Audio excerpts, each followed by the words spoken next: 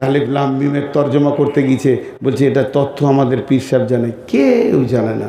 এর জন্য একজন মুফাসির বলছে, শুনে লাও, লাম থেকে মালাক, মালাক মানে ফেরেস্তা, আলিফ থেকে আল্লাহ, মিম থেকে মোহাম্মদ, লাম থেকে মালাক জিব্রাইল, আল্লাহ মোহাম্মদ জিব্রাইল এর ভিতরেই জড়িত আছে। পৃথিবীর কেউ এর তর্জমা জানবে না। অতএব আল্লাহ বলেন আলিফ লাম মিম, এটা শেষ হয়ে গেল। এইটাকে নিয়ে বললে অনেক সময় চলে যাবে। নাম্বার 1, যালিকাল কিতাব লা রাইবা ফীহি। 1 নম্বর দিয়ে ধরলাম, 8টা নম্বর আসবে। যালিকাল কিতাব লা রাইবা ফীহি। আল্লাহ বলছেন এই কিতাবটার মধ্যে কোনো সন্দেহ নাই। আপনারা বলেন সন্দেহ আছে? একজনেরও সন্দেহ আছে? একটা অক্ষর সত্য মিথ্যা আছে? নাই, সব কি সত্য, এর মধ্যে কোনো সন্দেহ নাই। আল্লাহ চ্যালেঞ্জ দিয়েছেন, ওয়াইন কুনতুম ফি রাইবিম মিম্মা নাযালনা আলা আবদিনা ফাতু বিসূরাতিম মিন মিসলিহি ওয়াদউ শুহাদাকুম মিন দুনিল্লাহি ইন কুনতুম সাদিকিন। হে বিশ্ববাসী, যদি আমার আল্লাহ আমি আমার গোলামের উপরে যেটা নাজিল করেছে এটা তোমাদের মিথ্যা মনে হয়, যদি তোমাদের সন্দেহ হয়, তাহলে এরকম একটা কিতাব, এরকম একটা ছোট্ট সূরা লিখে দেখিয়ে দাও।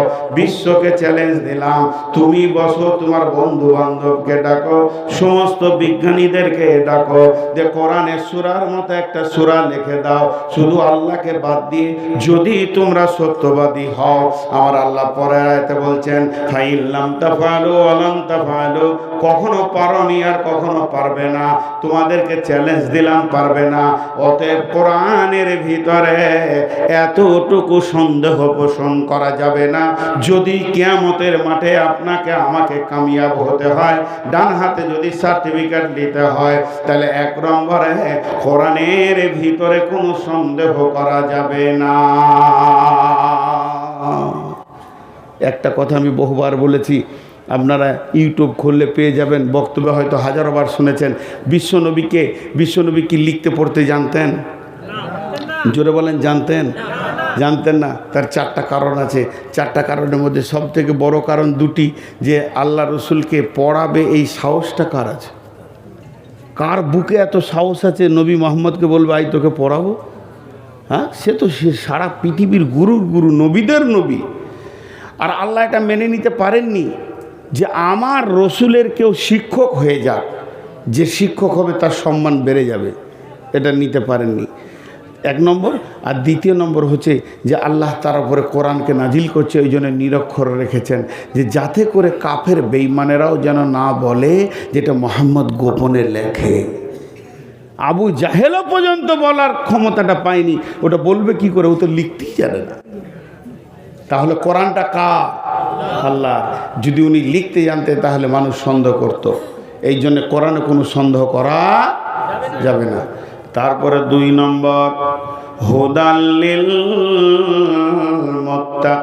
মুত্তাকিন। এই কোরআন হেদায়েত দেবে, কাকে দেবে? মুত্তাকিদেরকে হেদায়েত দেবে, কাফেরকে দেবে না, বেঈমানকে দেবে না, মুশরিককে দেবে না, ফাসিককে দেবে না। যদি আপনার হৃদয়ের ভিতরে আল্লাহর ভয় না থাকে, তাহলে কোরআন থেকে সে হেদায়েত পাবে না। কোরআন নিজে বলেছেন, ইদিল্লু বিহি কাসীরা ওয়া ইয়াহদি বিহি কাসীরা ওয়া মা ইদিল্লু বিহি ইল্লাল ফাসিকিন। এই কোরআন একের পর এক অনেকে পণ্ডিত হয়ে হেদায়েতের রাস্তা পেয়ে গেছে, নূর পেয়ে গেছে।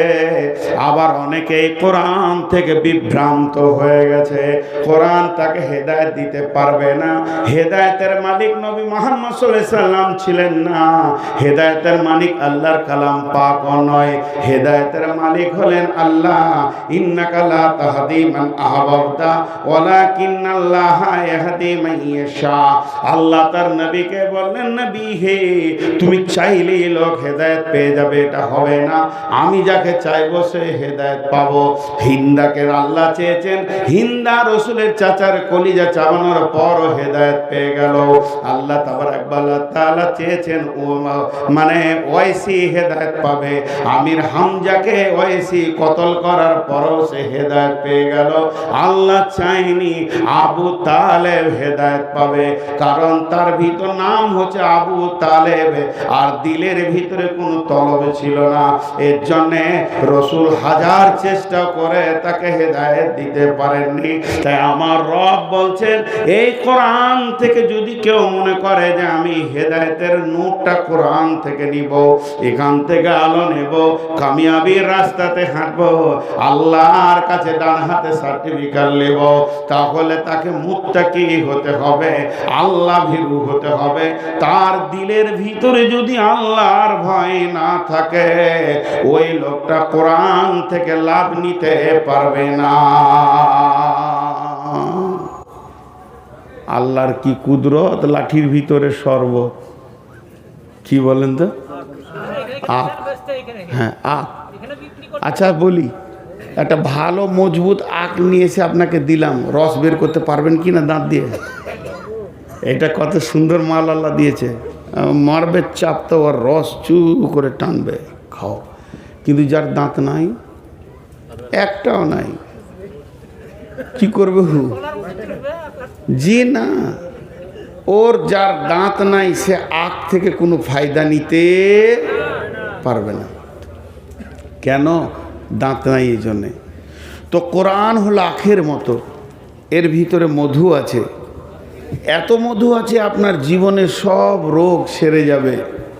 কিন্তু যার দিলে আল্লাহর ভয় আছে সে কোরআন থেকে লাভ নিতে পারবে, আর যার দিলে আল্লাহর ভয় নাই ও কোরআন থেকে লাভ নিতে পারবে না। এটা আল্লাহ ক্লিয়ার বলে দিলেন যে তোমার আল্লাহর ভয় দিলে থাকতে হবে। ভীতু রাস্তা পাবে, আর ভীতু যে হবে না সে রাস্তা পাবে না। একটা হচ্ছে সাঁতারু আর একটা হচ্ছে ডুবুরি। একটা হচ্ছে সাঁতারু আর একটা হচ্ছে ডুবুরি। সাঁতারু 400 কিলোমিটার সাঁতার কাটবে কিন্তু একটা হিরেমণি মাণিক্য পাবে না, আর ডুবুরি 400 কিলোমিটার লাগবে না, কয়েক স্কোয়ার ফুট দিলে সমুদ্রের একদম নিচে গিয়ে হীরের টুকরো আনবে। কথা ঠিক না ভুল? তো সাহাবারা যে এটা হলো মহাসমুদ্র, এই সমুদ্রে সাহাবীরা ডুব মেরে হেদায়েতের নূরের আলো তুলে নিয়ে এসছে। কিন্তু গিরিশচন্দ্র সেন গোটা কোরআন নামে সমুদ্রে সাঁতার কেটেছে, একটাও হীরের টুকরো দেখতে পায়নি। কথাটা বুঝাতে পারলাম? এরকম অনেক হিন্দু ভাই আছে যারা কোরআন পড়তে পারে, অনেক বিধর্মী আছে, নন মুসলিম আছে যারা কোরআন পড়তে পারে এবং বুঝতেও পারে, কিন্তু তাকে হেদায়েত। দেখেন ইউটিউব খুললে বেশ কিছু সাধু তারা ইসলামের প্রতি ভালো ধারণা পোষণ করছে, তো করছে তো ওই কেন কালেমাটা পড়ছে না?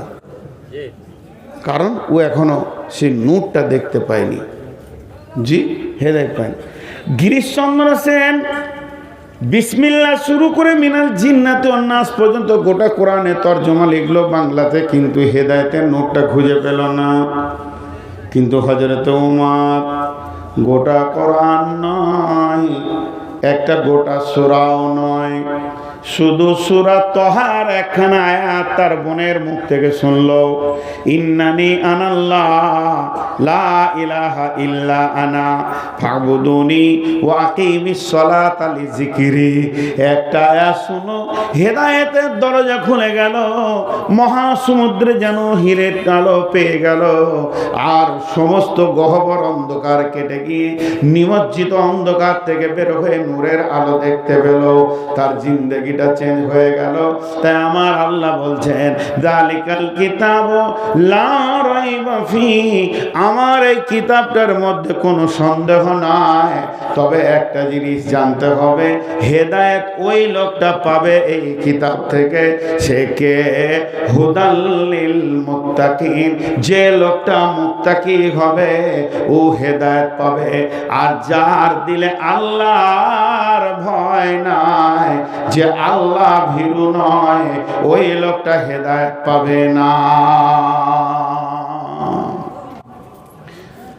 হাজি ভাই, আপনাদের অত্র এলাকা ভগবানগোলা এলাকায় খুব আসি, এমনকি হরিরামপুর, রানীতলা বহু ঘুরেছি। এখানে প্রথম এসছি তো এখানে একটা দুটো করে লোক উঠতেই আছে। তো আপনাদের কি মানে আমি কি আপনাদেরকে বুঝাতে পারছি না এরকম কিছু, বা এই টাইমই লোক পালাই, এটা কি? হ্যাঁ না, আপনাদের বিরক্ত লাগছে কি বিষয়টা? তো এই লোকগুলো উঠছে কেন? হেলমেট লে পেশাব করতে যাচ্ছে, পুলিশে ধরবে নাকি পাছা খুললে তুমি হেলমেট লাগাওনি? হ্যাঁ জি ভাইয়েরা, একটু ধৈর্য ধরে শুনেন, যত বেশি যাব তত ভালো লাগবে।